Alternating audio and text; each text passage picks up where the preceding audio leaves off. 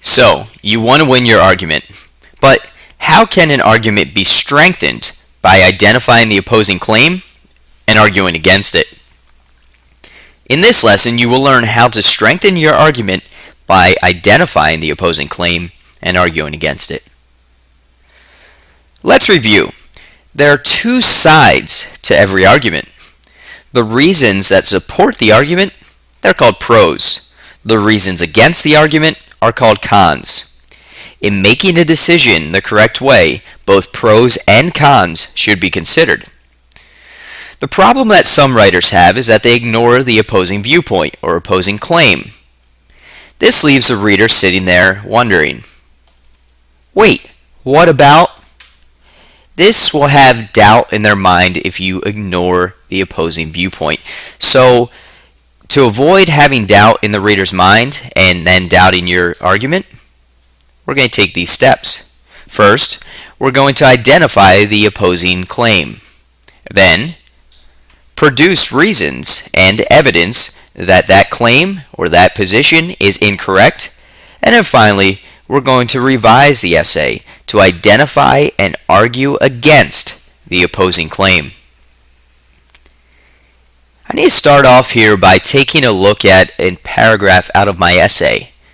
For example, I wrote this and I need to think, okay, what am I arguing here? So, in schools, students are always told that eating healthy is extremely important. The schools teach this, yet the lunches served are unhealthy. Studies show that many schools serve food that is high in fat, sodium, and calories. Plus, kids do not want to eat the poor-tasting food, so instead, they buy or bring junk food to eat. Well, right here, I'm arguing that school lunches are unhealthy, and so supporting reasons that back that up. But now I need to ask, what is the opposing claim to my argument?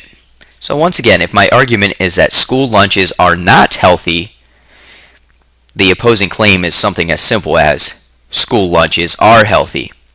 Now I'm going to need to come up with some evidence that's going to help me argue against the opposing claim.